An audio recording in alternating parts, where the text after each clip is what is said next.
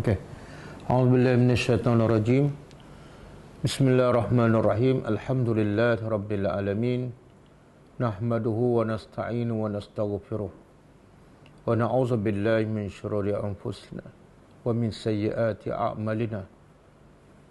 Man yahdihillahu fala mudilla lahu wa man yudlil fala hadiya lahu. Asyhadu an la ilaha illallah wahdahu la syarika lahu wa asyhadu anna Muhammadan abduhu wa rasuluh. Subhanaka la ilma lana illa ma 'allamtana innaka antal alimul hakim. Allahumma 'allimna ma yanfa'una wanfa'na bima 'allamtana wa zidna ilma. Allahumma ati anfusana taqwaha wa zakkiha anta khairu man zakkaha anta waliyuha wa maulaha. Rabbi yassir wa la tu'assir, Rabbi tammi bil khair. Amma ba'du. InsyaAllah malam ni kita sambung tadabbur surah Al-Baqarah. Kita sambung ayat yang tak habis malam, 257 dan 258.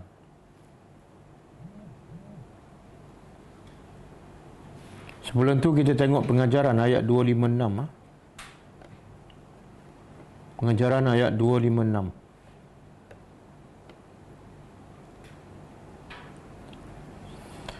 A'udzubillahi minasyaitonirrajim. La ikraha fid din qad tabayyana ar-rusydu minal ghayy. Faman yakfur bit-taghuti wa yu'min billah faqad istamsaka bil 'urwatil wuthqa la infisama laha wallahu samii'un 'alim. Maksudnya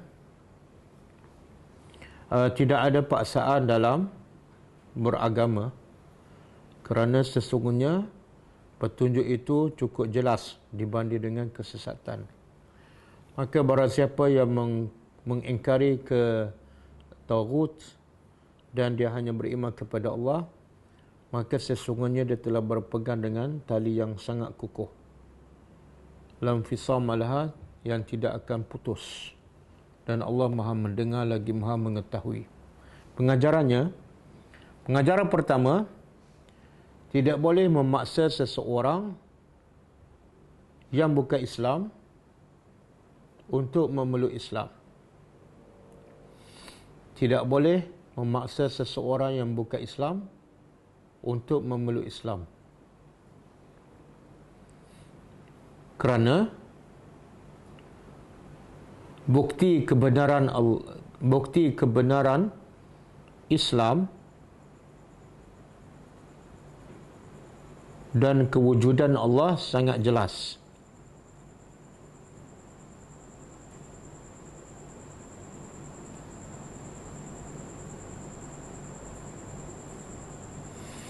Yang kedua,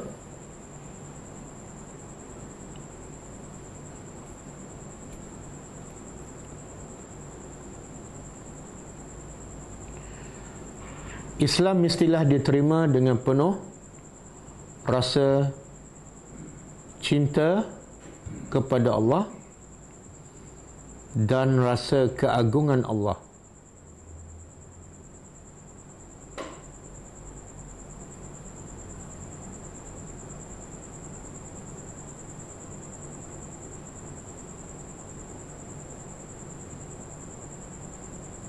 Dan kedua-dua ini tidak mungkin ada apabila seseorang dipaksa menerima Islam. Yang ketiga, Allah tidak akan memaksa hamba-Nya menerima Islam kerana iman yang diucapkan secara paksa tidak akan memberi apa-apa kebaikan kepada tuannya, bahkan akan menghumbangkannya ke neraka Jahannam.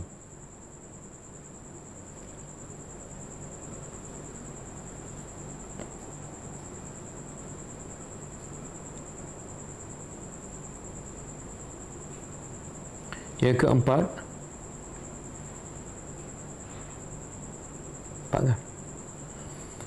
antara yang paling banyak merosakkan Islam ialah mereka yang memeluk Islam secara paksa atau tanpa sukarela, dan mereka ini akan menjadi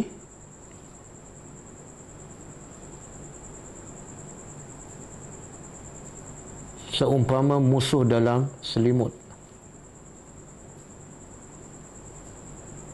yang akan menghancurkan Islam dari dalam.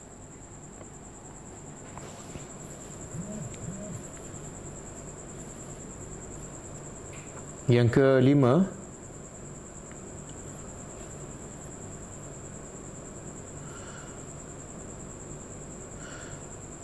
keikhlasan seseorang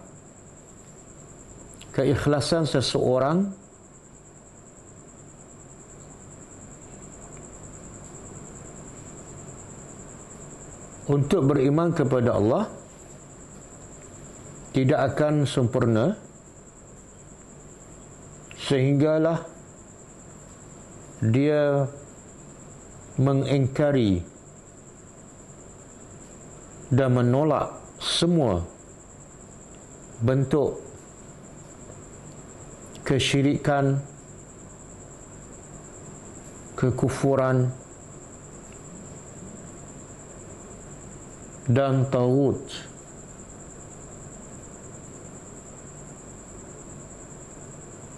Yang keenam, semua yang disembah selain daripada Allah, semua yang disembah selain daripada Allah adalah taghut.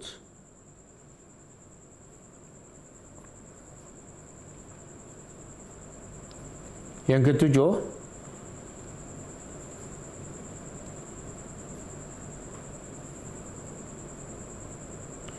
taghut boleh berlaku dalam 3 bentuk.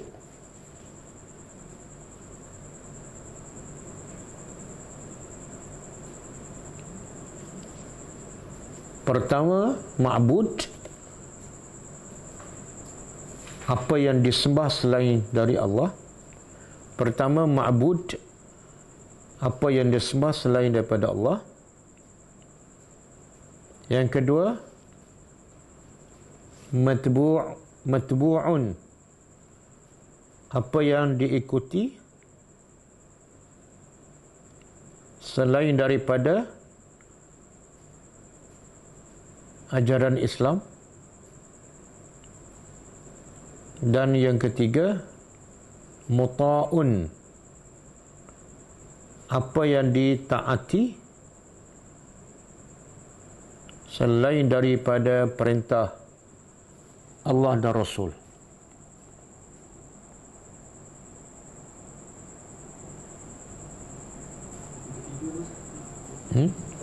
Muta'un.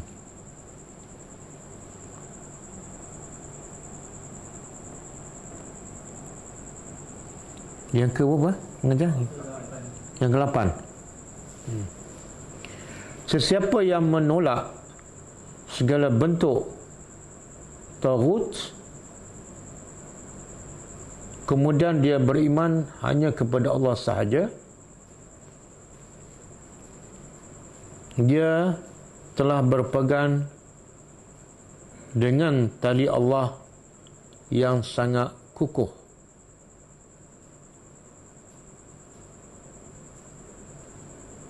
Dan imannya tidak akan goyang walaupun ujian yang datang adalah besar dan berat.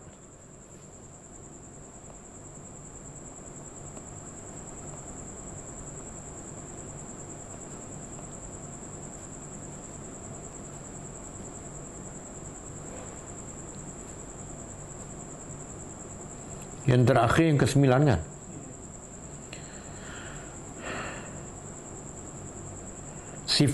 Dua sifat Allah, Maha mendengar dan Maha mengetahui adalah amaran kepada manusia agar sentiasa bercakap hanya perkara yang diredai oleh Allah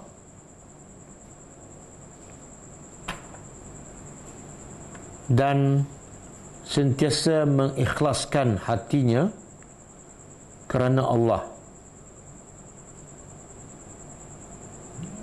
dalam setiap amalannya.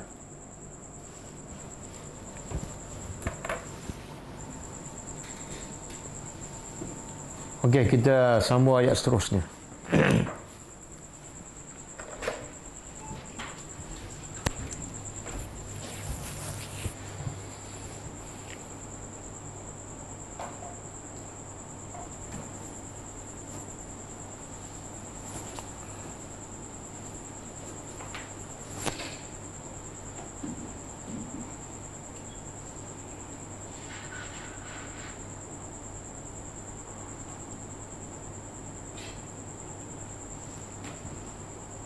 Okey. Ayat ni kita dah mula sedikit kan sampai minaz zulumati ilan nur kan.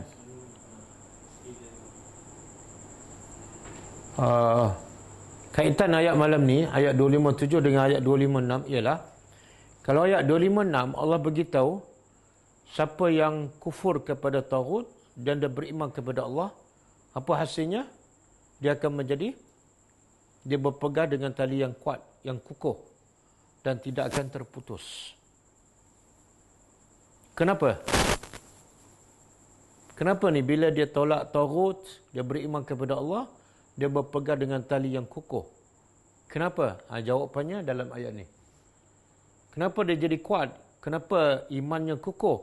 Sebab Allah menjadi walinya. Bila Allah jadi walinya, dia akan jadi kuat, dia akan jadi hebat. Dan hasil Allah menjadi wali juga ialah yukhrijuhum minaz zulumati ilan nur. Allah akan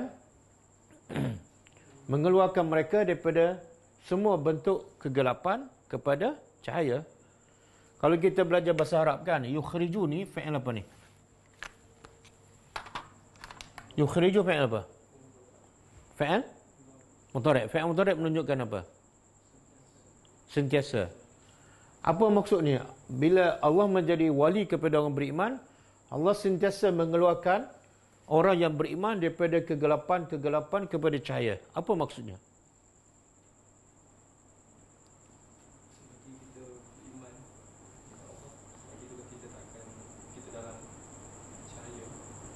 Mana kegelapan? Contoh apa dia kegelapan? Kejahilan, kan?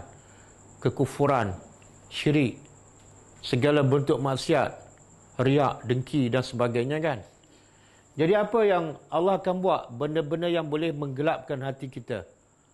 Iaitu Allah satu, yang ada dalam hati kita Allah buang, dan yang di luar sana Allah halang. Dia tak akan masuk ke dalam hati kita. Makna kalau ada unsur-unsur syirik dalam amalan tu Allah jauhkan daripada kita. Ada unsur-unsur riak Allah jauhkan. Yang ada dalam hati Allah keluarkan, yang belum masuk Allah jauhkan. Itu makna yukhrijuhum minaz zulumati ilan nur. Dan bila dia berada dalam cahaya, makna dia akan sentiasa nampak mana yang salah, mana yang betul, mana yang syirik, mana yang hidayat. Semua dia nampak. Jadi dia tak mudah ditipu oleh sesiapa ataupun oleh syaitan. Okey? Sampai situ. Kemudian wallazina, dan orang-orang yang mereka kafir. Kafir, ingkar sama. Okey. Dan orang-orang yang mereka kufur ataupun ingkar, awliya'uhum. Awliya'uhum. Apa dia? Pelindung. Jamak pelindung mereka adalah taghut.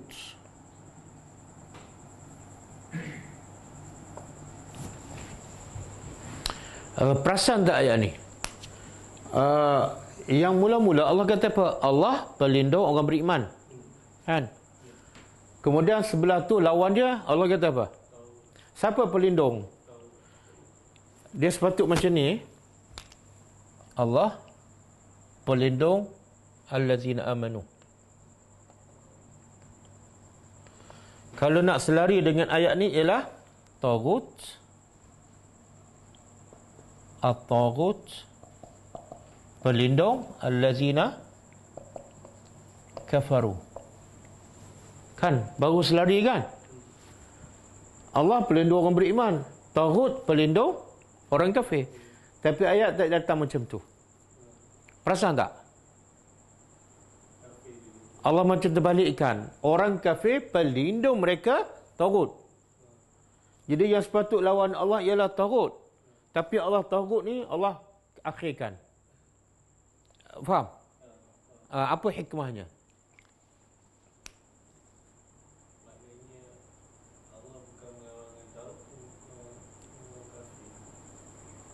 Jadi kalau taghut duduk kat sini macam-macam, seolah kedudukan sama.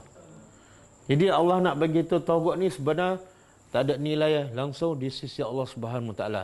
Dia tak layak duduk, dia tak layak disebut di awal ayat. Patut dia di hujung sekali. Sebab apa? Sebab dia taghut. Jadi Allah terbalikkan. Yang atas Allah di sini dimulakan dengan perkataan Allah. Sebab apa? Sebab Allah adalah mulia, dia Tuhan.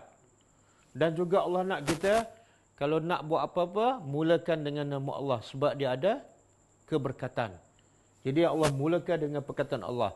Tapi taghut ni tak sesuai dimulakan di awal ayat. Sebab dia taghut, sebab dia jahat, maka Allah akhirkan. Dan Allah dahulukan orang kafir. Ni orang kafir, siapa penolong dia? Siapa pelindung dia?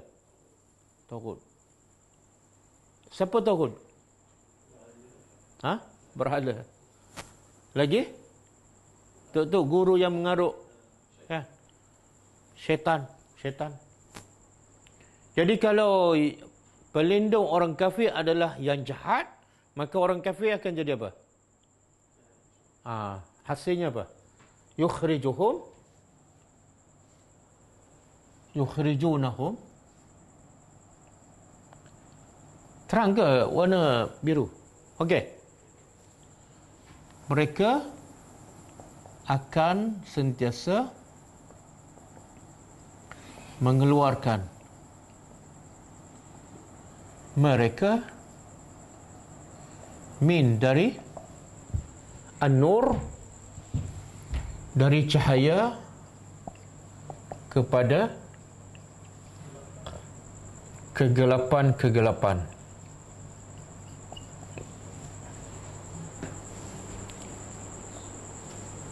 Terbalik kan? Jadi kalau Allah jadi pelindung pada orang beriman, apa Allah buat? Dari kegelapan kepada cahaya. Tapi kalau taghut jadi pelindung orang kafir, daripada cahaya kepada kegelapan. Dan persoalannya, kenapa bila Allah jadi pelindung orang beriman, Allah keluarkan orang beriman daripada kegelapan? Maknanya orang beriman yang asalnya beriman ke kafir? Orang beriman asalnya.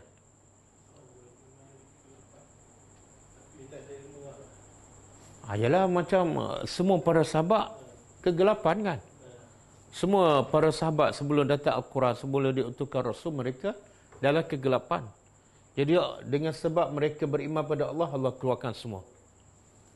Manakala taghut pula mengeluarkan orang-orang kafir daripada kegelapan kepada, daripada cahaya kepada, makna apa tu?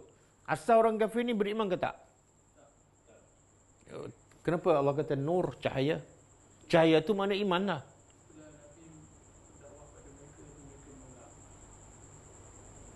Jadi mereka dah ada cahaya ke belum?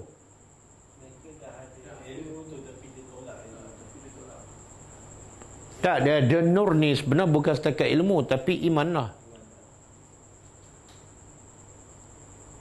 Ada dua pendapat.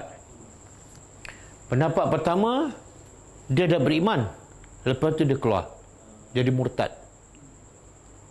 Maka taghut mengeluarkan mereka daripada iman tu kepada kegelapan. Pendapat pertama. Pendapat kedua, nur di sini maksud ialah setiap manusia dilahir dalam fitrah semula jadi beriman. Betul kan? Maknanya daripada kecil lagi dia ada nur tak? Ya? Nabi kata apa? Kullu mauludin yuladu 'alal fitrah. Setiap anak kecil dilahirkan dalam keadaan fitrah. Fitrah tu nur. Kan? Sebab tu anak orang kafir kalau mati kecil, dia masuk surga. Tapi sebab bila dah balik, bila berakal, dia kekal dalam kekufuran. Maka tauguk keluarkannya daripada iman kepada kegelapan, kekufuran, kejahilan. Ini musibah yang paling besar ni kan. Musibah paling besar bukan kegelapan malam, tapi kegelapan hati. Ulaika, mereka itulah ashabun nar, penghuni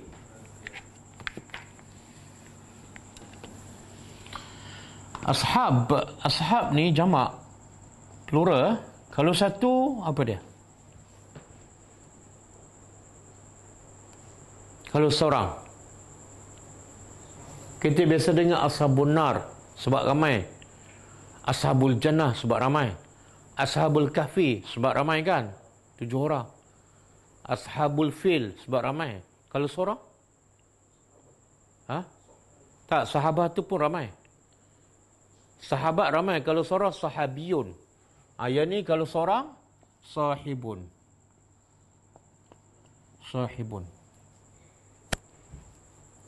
Jadi apa makna sahibun? Sahibun ialah mulazimun, orang yang sentiasa mendampingi.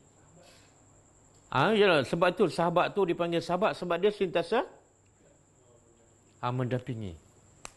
Jadi sahibun ialah yang sentiasa mendampingi. Kenapa penghuni neraka dipanggil ashab? Sebab penghuni neraka sentiasa bersama neraka, tak pernah berpisah. Sebab tu bila sebut ashabun nar, orang kafir ke orang Islam? Orang kafir.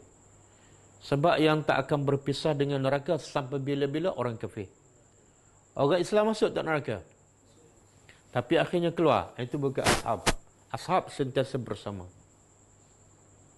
Boleh faham? Sebab itulah perkataan sahib ni, bila sebut sahib dia tak akan berpisah. Kecuali satu je sahib ataupun sahabat yang tak mesti bersama. Walaupun duduk sekejap dia panggil sahabat. Siapakah itu? Sahabat Nabi. Sahabat Nabi tak mesti sentiasa bersama. Dia syarat jadi sahabat apa dia? Tengok Nabi berapa minit? 1 minit pun dikira. Lepas tengok satu minit dia mati, dia tetap sahabat. Selain pada sahabat Nabi, sahabat tu mesti sentiasa bersama sampai habis. Okey. Sebab tu ashabul kahfi dia panggil ashabul kahfi, sebab dia bersama gua sampai habis. Okey, mereka itulah penghuni neraka. Siapa ni? Siapa penghuni neraka ni? Orang kafir. Siapa sifu mereka? Taghut. Sama ada berhala, pemimpin ataupun tok guru. Semua tok guru dia cakap,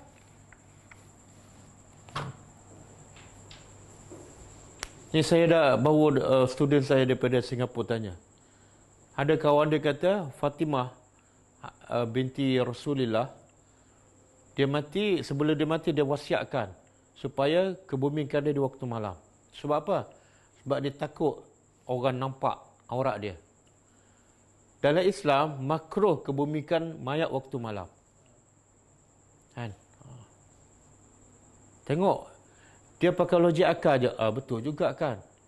Tapi sebenarnya dalam Islam, makruh kebumikan di waktu malam. Kenapa?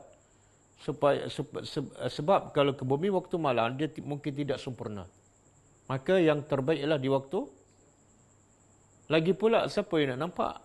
Siapa yang nak mandikan dia? Bukan orang lelaki, perempuan. Apa masalah? Itu jenis taghut tu. Taghut apa dia? Dia dengar je apa yang guru dia cakap. Okey, hum fiha. Mereka itu dalamnya mereka kekal. Ini menunjukkan mereka adalah orang kafir.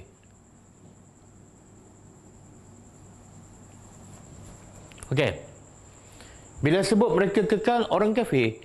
Tapi mungkin tak orang Islam termasuk juga yang kekal ni? Mungkin tak? Mungkin. Dia Abdullah bin Ubay, pada saya orang panggil orang Islam ke orang kafir? Orang Islam. Tapi bila masuk neraka kekal tak? Kekal. Ada orang Islam tapi tak solat, kan? Tak pernah solat. Tapi sebab nama dia Islam, lahir dalam keluarga Islam, bila mati orang ke bumi dia kubur Islam. Tapi dia kekal dalam neraka. Sebab pembeza antara orang Islam dengan orang kafir ialah solat. Okey, boleh Habis. Jadi ayat ni, apa yang kita dapat ni daripada ayat 257? Pengajaran untuk kita pada. Di Quran ni ada dua je. Satu, nazir. Memberi amaran. Yang kedua, basyir. Jadi ayat ni, nazir ke basyir? Gembira ke menakutkan? Apa yang menakutkan? Dan untuk orang kafir tak? Untuk kita sendiri? Apa faedah ayat ni untuk kita?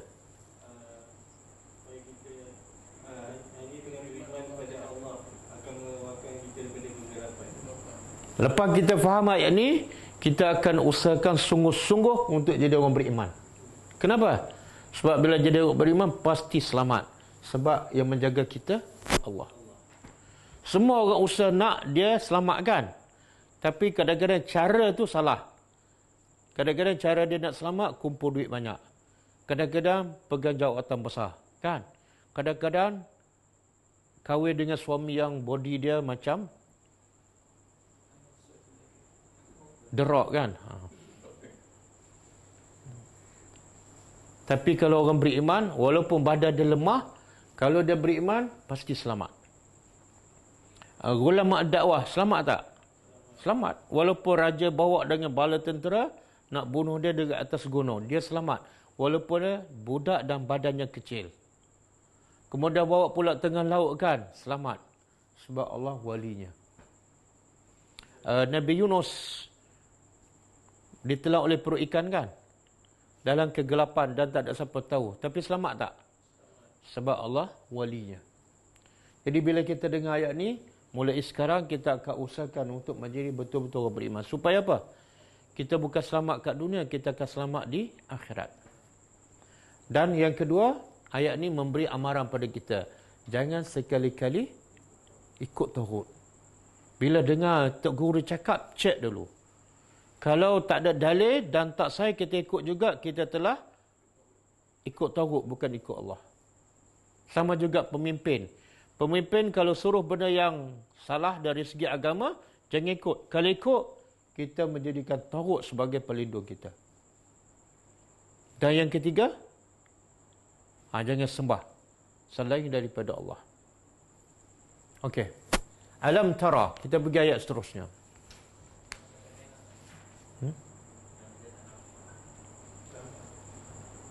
Biru. Kena merah juga. Okey. Tak apa, kita banyak bekalan. Saya nak pesan pada semua pelajar, untuk masa sekarang, bekalan maka kita semua cukup, semua warna cukup. Jadi minta stop dulu. Kalau nak hantar marker pun brand yang lain lah. Brand D24, Gua Musangking, itu okey. Tapi kalau marker brand ni dah cukup lah, dah banyak dah. Sehingga sekarang rasa kita terima dekat 10 kotak dah ni. Jazakumullahu khairan. Okey, ayat seterusnya. Tengok ayat seterusnya nak cerita apa ni? Cerita tentang, kalau ayat 257 Allah nak cerita tentang satu orang beriman, satu orang kafir. Satu dilindungi oleh Allah, satu dilindungi oleh taghut. Jadi ayat 258 Allah nak bagi contoh. Siapakah contoh orang beriman dan siapakah contoh orang yang kafir. Okey, alam tara. Semalam kita dah jumpa dan sebelum ni kita banyak dah jumpa. Alam. Apa makna alam? Kita pun biasa sebutkan. Alam budiman, alam setia.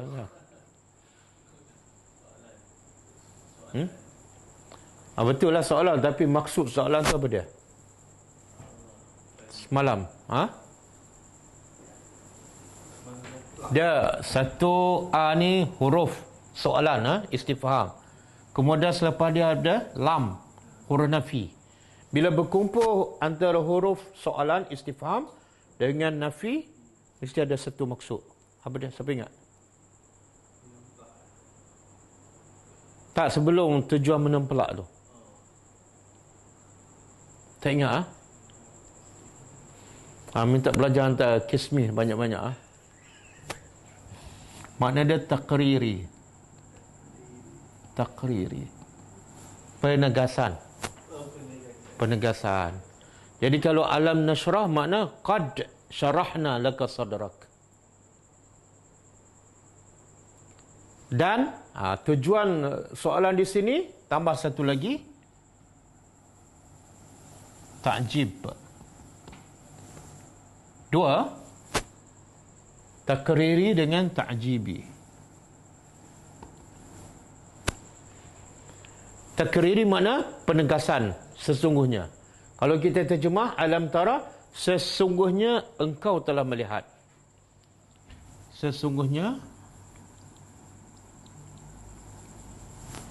engkau telah melihat.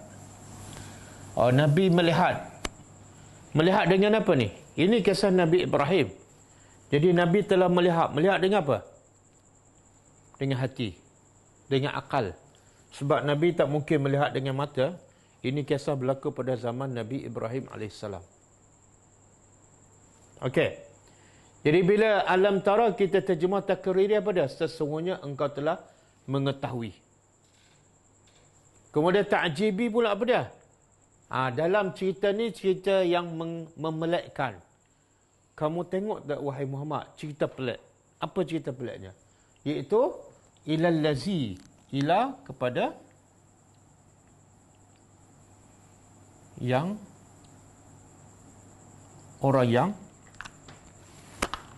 kena ambil bekalan lain. Maka-maka yang lain. Dia cepat habis Okay. Tidakkah kamu melihat ataupun sesungguhnya engkau telah melihat kepada apa? Kepada orang yang haja. Haja daripada hujah, iaitu berdebat. Berhujah. Kepada orang yang berdebat. Dengan siapa? Dengan Ibrahim. Ibrahim AS, iaitu Nabi Ibrahim AS. Okey, apa isu dia? Fi Rabbihi, tentang Tuhannya. Tuhan siapa ni? Rabbihi, nya balik pada siapa? Nabi Ibrahim. Jadi bila berdebat dengan Tuhan, apa maksud dia? Bila berdebat dengan Tuhan, maksudnya ialah satu pihak beriman, satu pihak kufur. Dua je. Dia tak ada yang ketiga. Okey. Wahai Muhammad, sesungguhnya kamu lihat kepada orang yang berhujah, berdebat dengan Nabi Ibrahim tentang Tuhannya. Allah tak sebut orang ni. Cuma Allah beritahu an atahullah, bahawa Allah telah memberinya.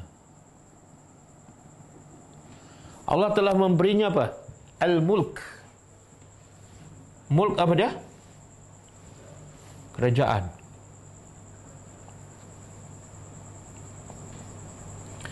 Mulk kerajaan. Kalau nak jadikan raja, Malik ataupun Malik. Kalau nak jadi malaikat, tak, huruf sama je, huruf sama. Malak. Lam dari atas. Malak, malaikat. Kalau Malik, raja. Kalau mulk, kerajaan. Okey. Jadi Allah nak beritahu pada Nabi Muhammad SAW, kamu lihat tak orang yang berdebat dengan Nabi Ibrahim tentang Tuhannya, orang yang, siapa orang ni? Allah tak sebut nama. Allah sebut apa? Orang tu Allah bagi kerajaan. Sebenarnya apa yang Allah nak beritahu? Allah tak sebut nama. Nabi Ibrahim Allah sebut nama, tapi yang berdebat dengan Nabi Ibrahim Allah tak sebut nama. Allah hanya begitu sifatnya. Apa dia? Apa maksud tu?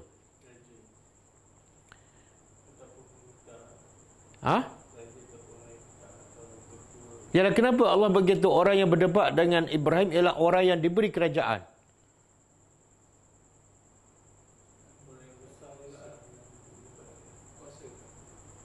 Yalah, kenapa?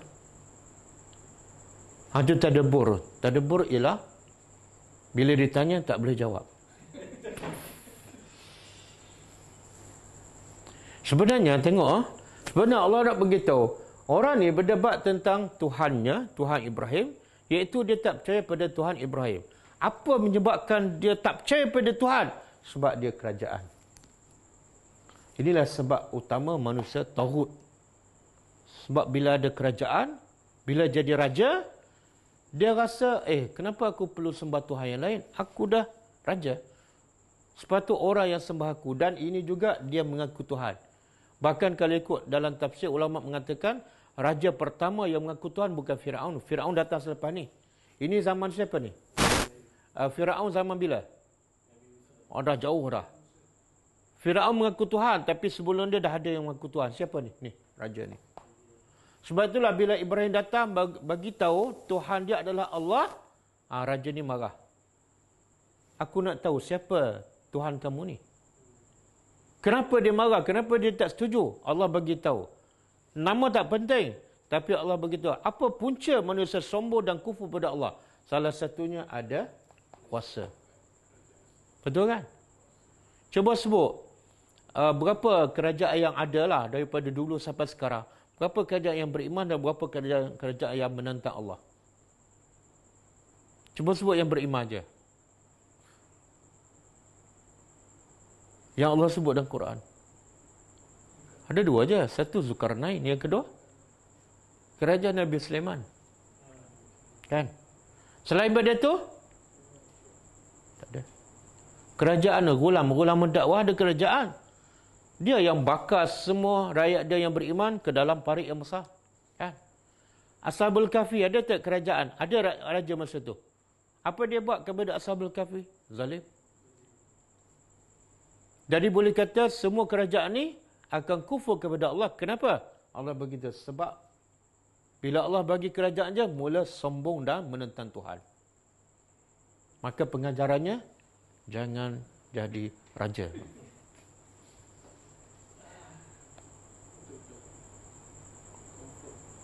Okey. Ada satu kerajaan, ada satu raja, dia kerajaan kafir, tapi dia baik. Dia raja tu seorang, bukan kerajaan. Raja tu seorang baik. Dan akhirnya dia beriman kepada Allah. Raja apa? Mana ada? Dia seorang je beriman. Menteri dia, kerajaan dia, rakyat dia semua tak beriman. Yang ke Afrika mana? Somalia ke Nigeria?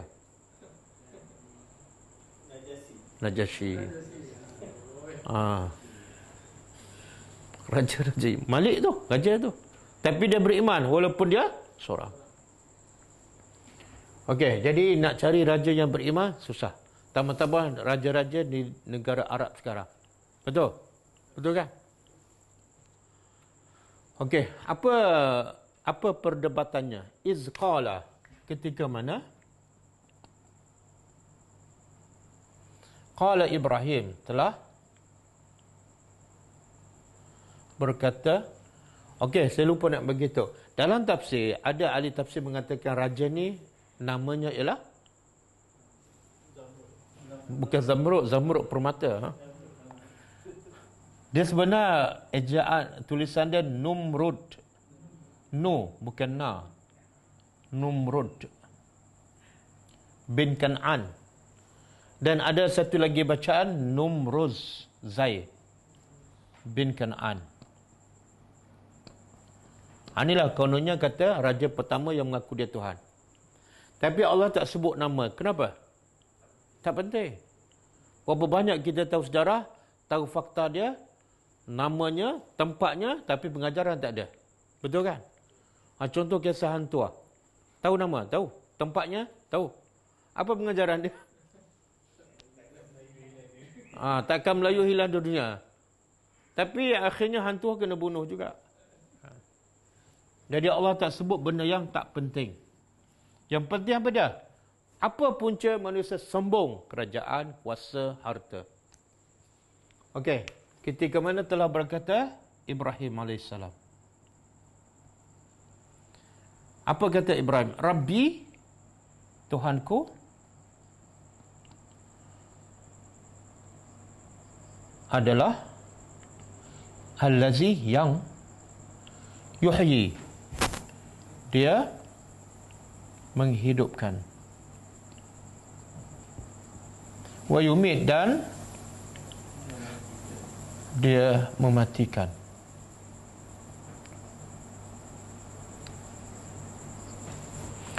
Dia dalam tafsir ulama mengatakan ada ayat yang dibuang, tak disebut sebab nak ringkaskan. Yang penting orang faham. Apa dia? Bila Nabi Ibrahim berkata Tuhan aku ialah yang menghidupkan, makna apa? Raja ni bertanya Ibrahim, siapa Tuhan kamu? Bila dia tanya soalan siapa Tuhan kamu, barulah Ibrahim menjawab, Tuhan aku ialah Tuhan yang menghidupkan. Jadi ini antara mesej utama dalam dakwah kepada non-Muslim. Apa dah? Kita perkenalkan siapa Tuhan kita. Perkenalkan siapa Tuhan kita. Bila kita kata Tuhan kita menghidupkan dan mematikan, dia nak jawab apa? Takkan dia nak jawab berhala, menghidupkan dan mematikan. Tapi raja ni, raja yang sama ada bodoh ataupun sombong. Apa dia kata? Apa dia jawab? Qal, dia berkata, Ana apa dia? Aku uhyi. Aku juga menghidupkan, wa umit, dan aku mematikan. Bila Ibrahim beritahu Tuhan dia iaitu Allah boleh menghidup dan mematikan, raja ni jawab apa? Oh, aku pun boleh menghidupkan dan mematikan. Apa maksud dia? Dia ambil dua orang yang bersalah yang dia jatuhkan hukuman mati. Kemudian dia tunjuk pada Ibrahim, seorang dia bunuh, seorang lagi dia lepaskan. Jadi dia kata yang aku bunuh tu aku mematikannya, dan yang aku bebaskan aku menghidupkannya. Raja bodoh ke raja cerdik? Sebab tu ada dua kemungkinan. Pertama, raja ni bodoh, dia tak faham apa makna menghidup dan mematikan. Apa makna menghidupkan? Mencipta daripada tiada. Tadi kawan tu dah ada pun, dia bebaskan. Itu bukan menghidupkan. Dan apa makna mematikan?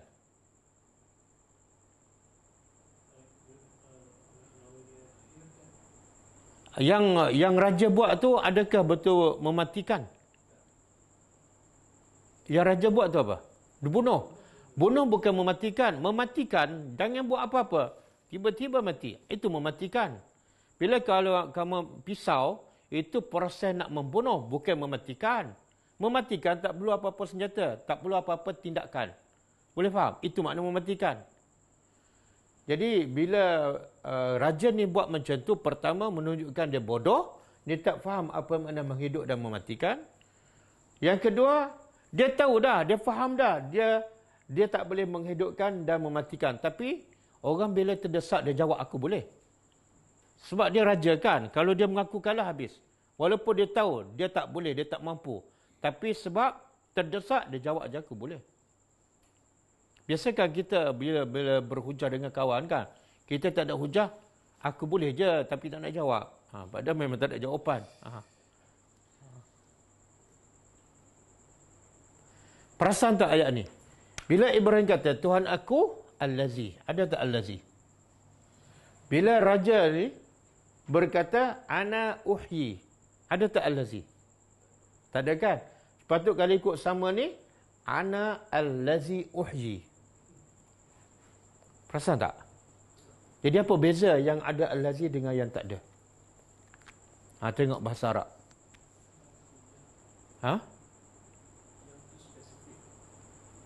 Yang mana spesifik? Al-Lazi yang ni? Umum. Oh, lagi tiara dia lah. Dia umum. Tengok saya terjemah. Bila Ibrahim bagi tahu, Tuhan aku yang menghidup dan mematikan. Yang ni, aku menghidupkan dan mematikan. Bila ada Al-Lazi, Nabi Ibrahim nak beritahu, Al-Lazi ni bermaksud Tuhan aku sahaja yang boleh menghidupkan dan mematikan. Tapi raja ni dia tahu yang boleh menghidupkan dan mematikan bukan dia saja. Tuhan Ibrahim punya. Jadi dia tak sebut Al-Lazi. Sebab dia tahu yang dia boleh buat tu dikongsi oleh yang lain. Boleh faham? Mana raja ni paling-paling kurang tahu bahasa Arab lah. Tahu bahasa Arab. Dia tak guna Al-Lazi.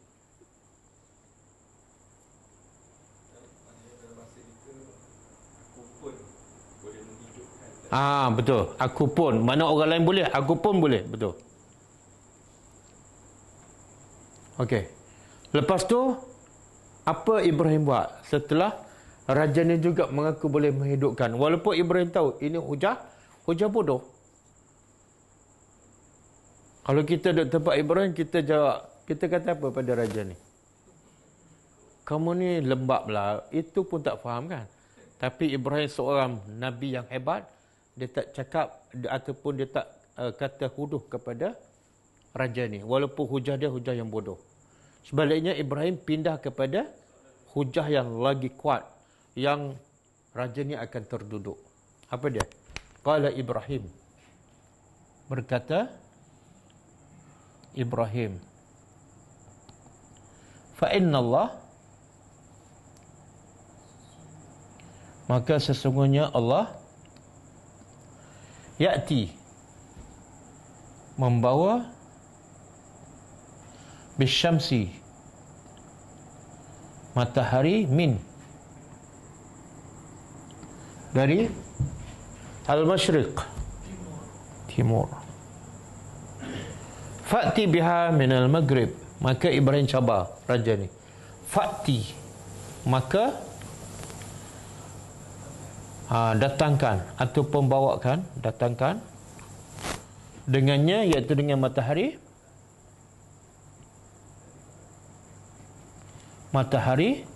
minal maghrib, dari barat.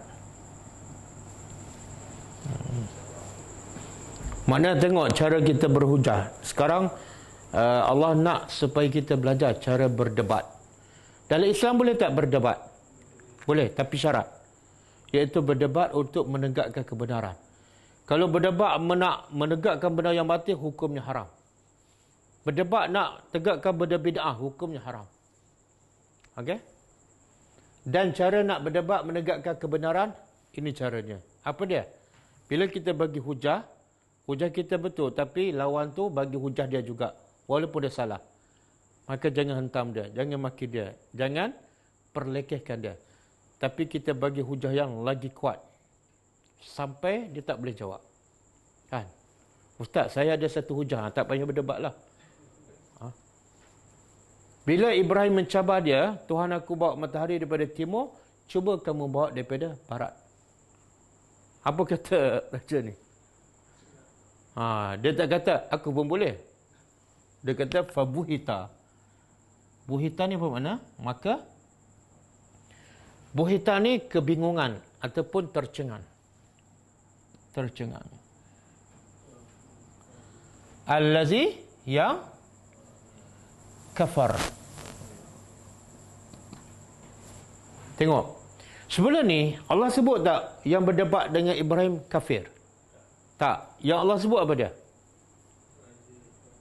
Dia ada kerajaan je. Allah tak kata kafir. Tiba-tiba Allah kata, maka tercenganglah orang yang kafir. Apa maksud tu? Apa yang Allah nak bagi tahu?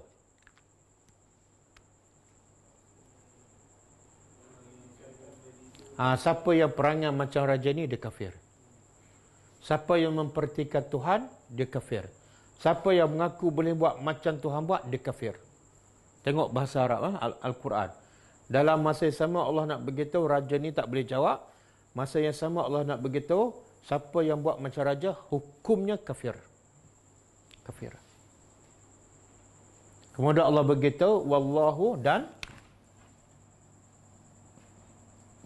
Allah la yahdi, tidak memberi petunjuk al-qaum, kepada kaum yang zalimin, yang zalim. Siapa pula kaum yang zalim? Orang kafir. Kenapa Allah kata zalim? Apa makna zalim?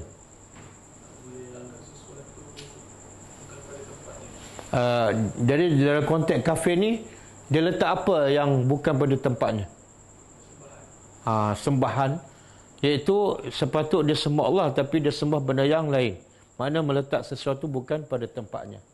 Jadi Allah kata siapa yang zalim, Allah tidak akan bagi hidayah. Dan zalim yang paling besar, kemuncak kepada kezaliman, mensyirikkan Allah. Dalil?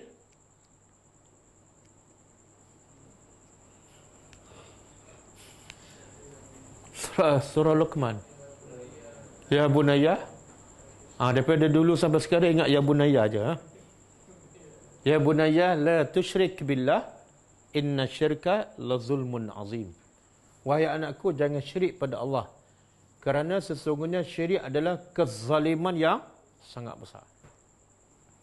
Dan di sini juga pengajaran. Pengajaran apa dia? Kenapa Allah tak bagi hidayah pada mereka ni?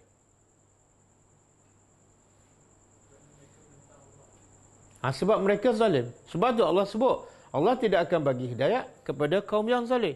Makna penghalang mereka dapat hidayah apa dia? Zalim.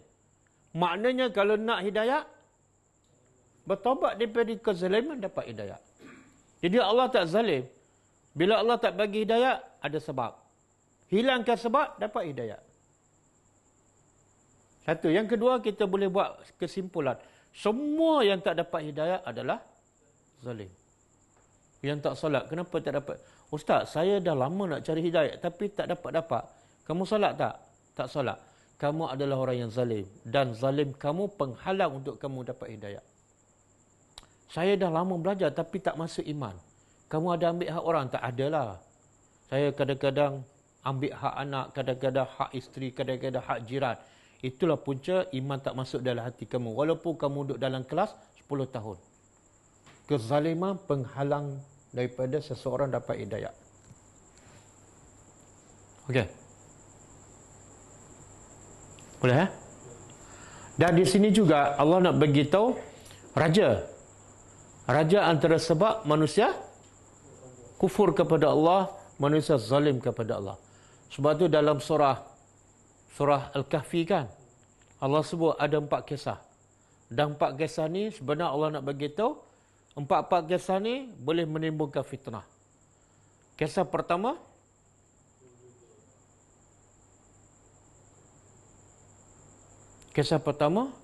pemilik kisah pertama Ashabul Kahfi lah. Itu fitnah dari segi apa? Agama. Dengan harta tu boleh memfitnah agama mereka. Sebab tu mereka tinggal semua harta dan kesenangan. Kisah yang kedua, pemilik kebun. Itu fitnah apa tu? Fitnah harta.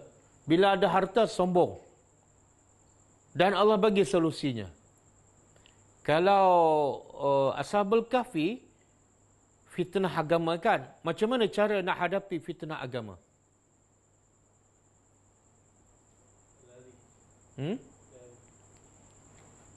Apa dia? Allah sebut wasbir nafsaka ma'al ladzina yad'una rabbahum. Duduklah bersama orang-orang yang beriman kepada Allah. Kena berkawan dengan orang beriman. 7 orang ni berkawan sesama orang beriman. Jadi kalau kita difitnah dalam bab agama, kena sentiasa berkawan, jangan duduk sorang-sorang. Yang ada harta, apa solusi untuk hadapi fitnah harta? Sentiasa bersyukur dan jangan sentiasa merendah diri, jangan sombong, jangan berbangga, aku lebih banyak harta. Dan yang ketiga, fitnah ilmu. Fitnah ilmu iaitu kisah Nabi Musa AS. Cara nak hadapinya apa? Macam mana nak menuntut ilmu? Apa kata Musa? Satajiduni insya-Allah sabira. Engkau akan dapati aku sentiasa sabar. Jadi fitnah ilmu kena banyak bersabar. Dan yang terakhir fitnah kerajaan, kan? Kerajaan Zulkarnain. Cara nak hadapi apa dah? Sentiasa ikhlas. Zulkarnain boleh jadi raja yang besar timur dan barat dan dia tetap beriman. Sebab apa? Sebab dia ikhlas. Bila dia bina sad ataupun benteng, maka lepas tu dia kata apa? Haza rahmatum min rabbi. Ini semua rahmat daripada Tuhanku, bukan hasil kelebihan aku. Okey. Jadi tak salah nak jadi raja, tapi jadilah raja yang ikhlas.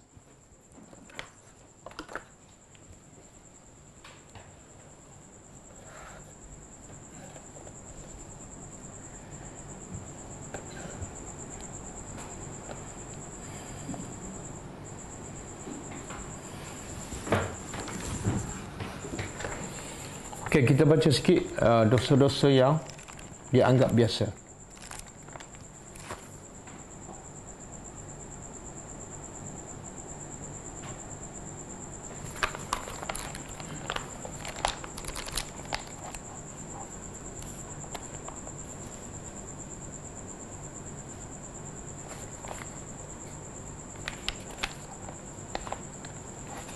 Dosa yang ke-36.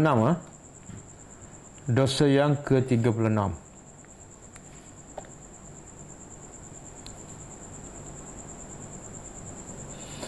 Kata penulis buku Hafizahullah, iaitu dosa meminta-minta di saat berkecukupan. Dia dah cukup tapi masih meminta. Itu adalah satu dosa. Dalam satu hadis, Sahal bin Hanzaliyah radhiyallahu anhu meriwayatkan, Rasulullah SAW bersabda, "Man sa'ala wa 'indahu ma yughnihi fa innama yastaksiru min jamri jahannam." Qalu wa ma al-ghina alladhi la tanbaghi ma'ahu al-mas'alah. Qal qadru ma yughzihi wa yu'shihi. Maksud dia,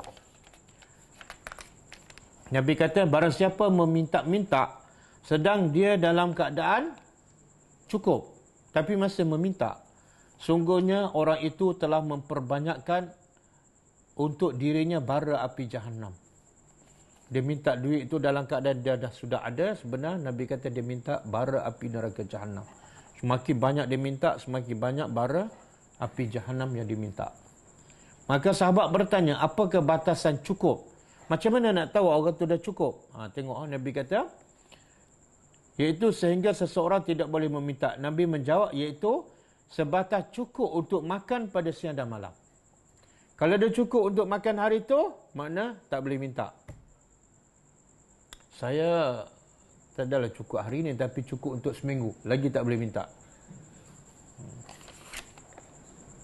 Kan kita pernah dengar satu hadis kan, Nabi kata apa? Siapa yang diberi kesihatan pada hari itu, yang kedua aman, yang ketiga rezeki cukup untuk hari itu, dia dapat apa? Dunia.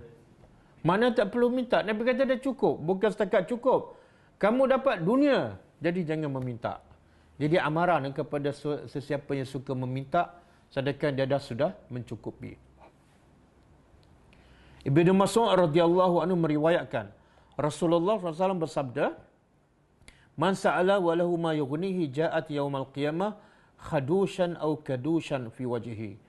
Maksudnya, barang siapa yang meminta-minta sedang ia dalam kecukupan, maka pada hari kiamat ia akan datang dengan wajah penuh dengan bekas cakaran dan garuan. Mana muka dia di akhirat besok macam dicakar dan digaru. Kenapa muka? Sebab biasa orang meminta dalam keadaan cukup orang yang muka tak malu. Muka tebal. Di antara pengemis ada yang berderet di depan pintu masjid kan. Orang dah bagi, sepatut dah cukup, jalanlah, belahlah. Tapi minta lagi kan. Mereka menghentikan zikir pada para hamba Allah yang menuju ataupun pulang daripada masjid dengan ratapan yang dibuat sesedih yang mungkin. Muka 10 sen. Sebahagian lain memakai modius, agak berbeza kan. Macam-macam cara. Kadang-kadang dia baluk kaki. Kadang-kadang dia masuk tangan dalam baju kan. Kalau pergi Mekah lagi canggih kan. Nampak kaki tak ada. Tiba-tiba polis datang, cabut lari. Dia nombor 1 lari. Ketika ia menghadapi mangsanya, ia menerangkan. Ia mengarang cerita. Macam-macam cerita dia karang. Sehingga berhasil mengetahui dan memperoleh wang. Bagi keluarga tertentu, mengemis bahkan telah menjadi satu tradisi dia. Mereka membagi-bagikan tugas di antara keluarga. Mak, bapa, anak, adik semua. Satu keluarga meminta. Pada saatnya mereka berkumpul untuk menghitung penghasilan. Dan demikianlah setiap masjid mereka jelajahi. Padahal tak jarang mereka dalam kondisi yang cukup. Sedangkan mereka sudah cukup. Dan sungguhnya Allah Maha mengetahui keadaan mereka yang sebenar. Bila mereka mati barulah terlihat warisannya. Padahal sebetulnya masih banyak orang yang lebih memerlukan daripada pengemis. Mereka orang-orang yang sangat memerlukan, tetapi orang tidak tahu. Ini jenis orang miskin yang al-mahrum, yang tidak meminta, itu lagi ramai. Sebab mereka menahan diri daripada meminta-minta meskipun mereka sangat memerlukan. Wallahu a'lam. Okey, kita tengok soalan. Saya nak umumkan besok kita cuti. Malam besok kita cuti. Sebab merdeka. Jadi malam besok kelas tak ada. Jangan siapa-siapa buka cari link kelas besok pukul 9 suku. Kita sambung malam lusa insya-Allah. Ustaz, sekiranya meninggal dunia selepas asar dan urusan penguburan dibuat selepas maghrib isyak disebabkan makruh, adakah lebih baik ditangguh kepada keesokan pagi? Tak, dia tengok balik kepada sebab kenapa asalnya tidak digalakkan kebumikan mayat di waktu malam. Sebab dulu zaman Nabi tak nampak. Jadi takut kesempurnaan itu tidak ada.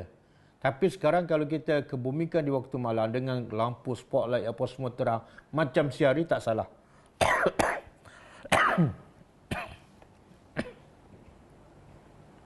Assalamualaikum Ustaz. Waalaikumsalam warahmatullahi. Apakah hukum kalau kita menguap waktu solat? Dia hukum menguap waktu solat sah. Dia tidak membatalkan solat. Satu. Yang kedua, kalau ikut sunnah Nabi, ketika solat kita menguap, maka sunnah Nabi ialah tutup mulut. Tutup dengan tangan. Sebab Nabi sebut dalam satu hadis, ya sahih, "Idza tasa'aba ahadukum falyumsik famahu biyadihi." Atau kama qala sallallahu alaihi wasallam. Maksudnya apabila seseorang kamu menguap, adalah tutup mulutnya dengan tangan ataupun dengan apa saja. Dan hadis tu Nabi sebut umum. Maka ulama mengatakan termasuk dalam salat kena tutup. Dan dalam satu hadis yang lain Nabi kata apa? Fa inna syaitan yadkhulu. Kalau tak tutup, syaitan masuk. Jadi sama ada dalam solat ke, di luar solat ke, kalau dia menguap dan tak tutup, syaitan masuk.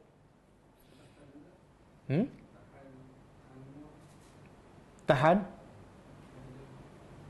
Dia boleh juga apa-apa tahan ke, ataupun tutup dengan tangan ke, ataupun ambil kain ke, tutup mulut ke, boleh. Cuma tahan tu kadang-kadang menyeksakan lah. Melawan fitrah. Assalamualaikum. Atau masjid yang meminta-minta untuk projek masa akan harapan.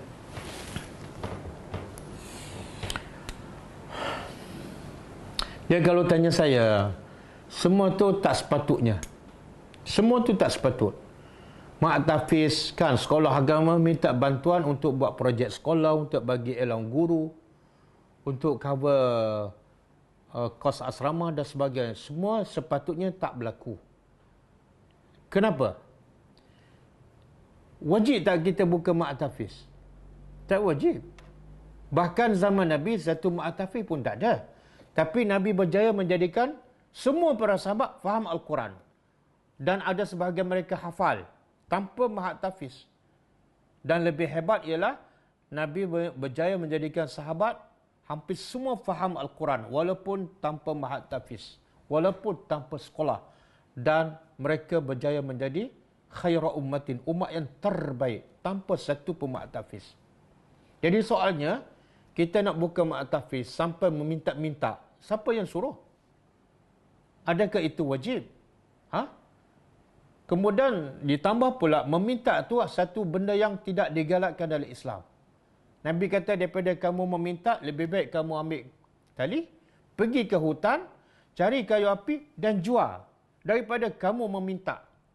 Dan dalam satu hadis lain, Nabi kata, sesiapa yang meminta-minta ni, maka di akhirat besok, dia akan pergi ke akhirat dalam keadaan daging muka dia gugur. Sebab orang yang meminta ni, orang yang muka dia memang sangat-sangat tebal. Jadi persoalan, mungkin orang tak setuju dengan saya. Tapi hakikatnya, buka Mak Tafiz tak wajib. Kalau tak wajib, kenapa kamu buka sampai meminta? Kadang-kadang bila beroperasi 5 tahun, tak cukup duit, tutup, bankrupt, jual kan? Siapa suruh buka? Adakah wajib? Kalau nak hafal Quran kan, boleh je hafal kat rumah. Mak bapak hafalkan anak, sama-sama dengan anak kat rumah. Saya sekarang, saya sedang menghafal Quran. Alhamdulillah, sejak PKP ni, saya dah dapat hampir 7 juzuk. Saya tak masuk tak Mak Tafiz dan saya hafal dalam keadaan saya faham. Nak bagi tahunya, kalau nak hafal Quran, sebenarnya tak perlu Mak Tafiz dan tak perlu kos pun. Kalau kita betul-betul ikhlas dan ada kesungguhan. Wallahu alam. Saya bukan kata salah, tapi bukan keutamaan. Kalau nak buka Mak Tafiz, lepas tu meminta-minta.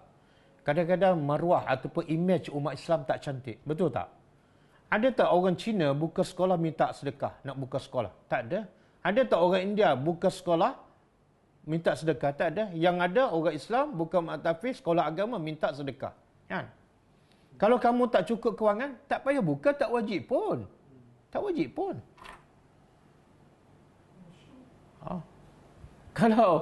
Kalau kamu kaya, okey, buka Mak Tafiz. Ada orang kaya, harta dia banyak, dia buka Mak Tafiz dan tanpa perlu bantuan orang ramai. Dia tak perlu meminta-minta. Bahkan ada yang bagi secara percuma. Okey, tak ada masalah. Wallahu alam.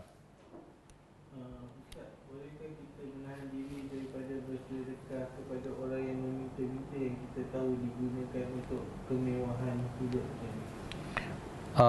Soalan dia, orang yang meminta, yang kita tahu dia tak susah pun, dia tak perlu pun. Jadi soalan boleh tak kita tak bagi? Boleh, kita ada hak. Cuma sebaik-baiknya pada kita bagi yang lebih penting daripada yang diminta. Yang menyebabkan dia meminta. Apa dia? Ilmu. Kita bagi tazkirah, bagi nasihat supaya dia bergantung pada Allah, bertawakal pada Allah, usaha sendiri. Jangan meminta.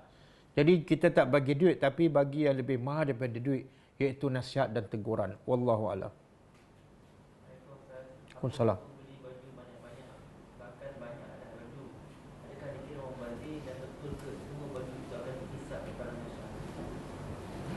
Dia Allah sebut dalam Quran, innal mubazzirina kanu ikhwana syayatin. Sesungguhnya orang-orang yang membazir, Allah kata ikhwan. Ikhwan apa? Bukan sahabat. Ikhwan ni adik-beradik. Mana kita nak? Syaitan jadi sahabat ke ataupun adik-beradik? Ni adik-beradik rapat sangat ni. Macam ada pertalian darah. Siapa ni? Syaitan yang paling jahat, musuh yang paling nyata, tiba-tiba jadi abang kita. Apa sebab? Membazir. Membazir apa? Apa saja membazir? Kadang-kadang beli kasut lebih, membazir, tak pakaikan. Kadang-kadang beli baju banyak. Kadang-kadang, apa lagi? jam. Kadang-kadang beg tangan sampai 5,000. Itu satu. Siapa yang membazir, Allah cakap dia saudara syaitan. Kalau dia saudara syaitan, agak-agak selamat tak iman dia? Abang saya perompak. Kamu tak selamatlah harta kamu. Abang saya syaitan. Jadi cuba cek dalam senarai list saudara mara kita tu, ramai tak yang daripada keturunan syaitan? Itu satu. Yang kedua, soalan apa tadi? Adakah yang kita beli banyak-banyak tu akan disoal? Jawapan ya. Nabi sebut dalam satu hadis, bila dibangkitkan daripada kubur, setiap kaki hamba, anak Adam tidak akan bergerak. Kecuali akan ditanya 4 soalan. Soalan pertama, pasal umur dia. Umur dia yang panjang tu, ke mana dihabiskan? Soalan kedua, soalan khusus, iaitu ketika umur mudanya. Tak ada umur umum. Tapi umur ketika muda ada soalan khas. Sebab apa? Waktu muda ni kebanyakan biasa lara. Tenaga kuat, nafsu kuat. Biasanya tak pergi masjid, buat maksiat. Jadi soalan khusus ketika umur muda. Yang ketiga, tentang ilmunya. Yang dia belajar, dia amal ke tak? Yang keempat, tentang hartanya. Dari mana dia dapat dan kepada apa dia belanja. Berapa banyak? Allah kata, فَمَنْ يَعْمَلْ مِثْقَالَ ذَرَّةٍ خَيْرًا يَرَهُ وَمَنْ يَعْمَلْ مِثْقَالَ ذَرَّةٍ شَرًّا يَرَهُ. Walaupun sebesar zarah, dia akan lihat hasilnya di akhirat besok. Kalau dia buat sebesar zarah kebaikan, Allah balas kebaikan. Kalau dia buat sebesar zarah kejahatan, Allah akan balas kejahatan. Jadi baju tu besar zarah ke besar apa? Besar baju lah. Kan? Jadi tak ada benda yang tak akan disoal. Wallahu alam. Sebab tu saya anjurkan siapa yang ada baju lebih ke kasut lebih, sedekahlah sebelum mati dan akan disoal. Saya pun banyak baju saya yang tak pakai tu, saya bagi pada orang. Sebab apa? Takut. Kita tak pakai, lepas tu simpan. Allah akan tanya. Berapa ramai orang miskin di luar sana, tak ada baju, tak cukup makanan. Kita simpan satu almari. Zalim tak? Dan kita tidak ada rahmat. Wallahu a'lam. Ustaz, apa contoh perdebatan perkara bid'ah yang dilarang? Maksudnya seperti tak boleh bercakap perkara ini atau tak boleh buat Tak, maksud berdebat yang tak boleh, yang dilarang ialah kita berdebat untuk pertahankan benda yang salah. Contoh benda yang bid'ah. Tapi kalau kita berdebat dengan orang yang buat benda bid'ah dan kita bagi pihak kita nak pertahankan kebenaran, itu tak salah. Yang salah berdebat pertahankan benda yang salah. Ustaz pergi Ustaz zakat, minta bantuan zakat tu macam mana Ustaz? Bukan kira minta. Tak, dia kalau dia termasuk golongan lapak asnah yang layak, dia boleh pergi je. Zakat tu dia ada hak. Kadang-kadang pusat zakat tak sempat cari semua. Kadang-kadang cari tak jumpa. Dia ada hak untuk pergi dan ambil hak dia. Tapi syarat dia ikhlaslah, bukan menipu. Tetapi sebab nak kongsi pahala macam mana?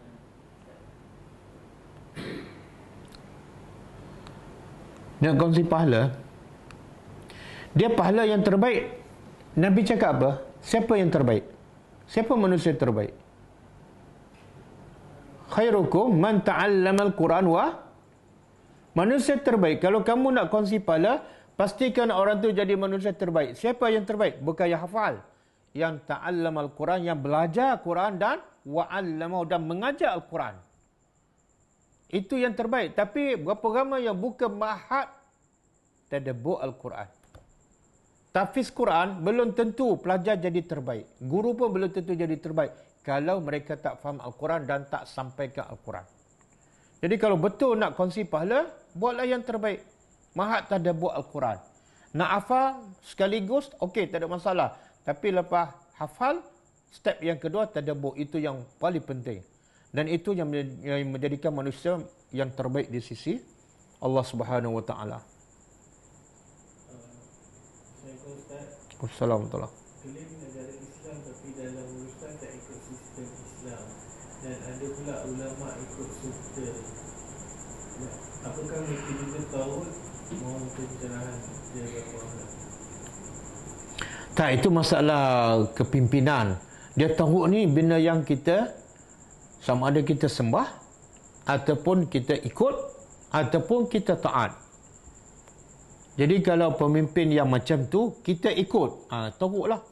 Maknanya bila pemimpin yang buat salah kemudian dia suruh buat yang salah kepada rakyat, kita pun ikut, maka kita ikut teruklah.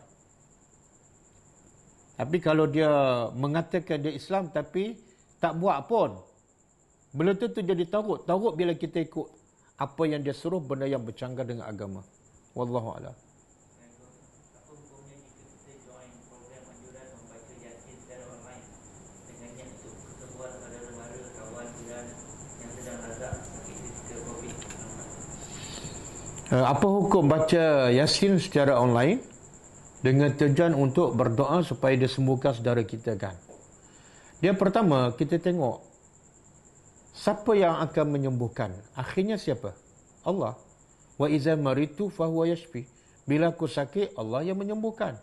Kalau kita yakin Allah yang menyembuhkan, maka kena ikutlah cara Allah. Mana mungkin kita yakin Allah sembuh, tapi caranya kita ikut cara kita, yang Allah tak reda. Allah hanya reda satu cara, apa dia? Cara Rasulullah. Sebab tu itulah tujuan utama Allah utuskan Rasulullah. Laqad kana lakum fi Rasulillahi uswatun hasanah. Kemudian Allah kata, "Qul in kuntum tuhibbunallaha fattabi'uni." Kalau betul kamu cinta aku dan kamu yakin aku boleh menyembuhkan, ikut cara Nabi. Ramai tak para sahabat yang sakit?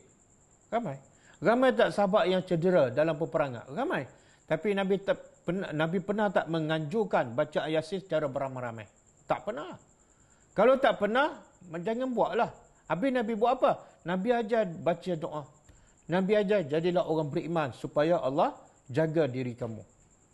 Banyak doa-doa yang Nabi ajar untuk dibaca kepada orang sakit, ataupun bila kita sakit, kita baca untuk diri kita sendiri. Kenapa kita tak amalkan apa yang Nabi buat? Sedangkan apa yang Nabi buat adalah wahyu daripada Allah Subhanahu wa taala. Wallahu alam. Kekuasaan Allah tidak terlihat di depan mata pada fenomena alam disebabkan scientific explanation yang kita belajar dari kecil pun tak terangkan. Kekuasaan Allah tak nampak depan mata. Masa kita dari kecil lebih kepada ini semua macam sains. Kita tak nampak kekuasaan Allah tu lebih kepada akademik. Alam ni sebab sains. Tak, dia tak nampak. Sebab itulah Allah suruh kita nak kenal dia. Allah bagi dia tak nampak. Okey? Allah sendiri, dia adalah ghaib. Tapi Allah suruh kita sembah dia. Dia bagi dia tak nampak.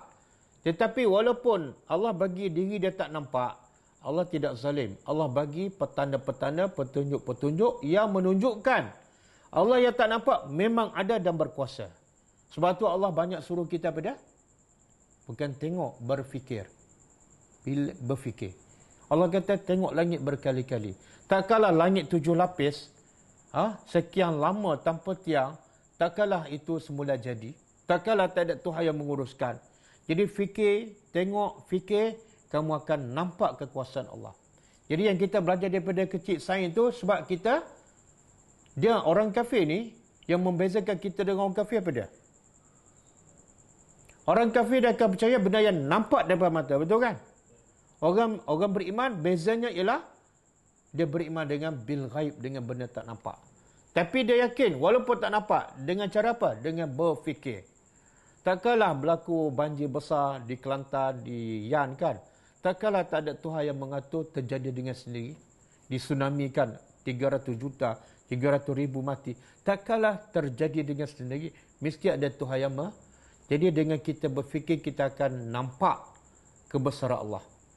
Itulah salah satu tujuan Allah bagi akal pada kita supaya kita berfikir. Wallahu a'lam.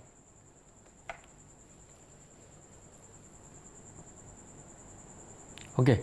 Dah?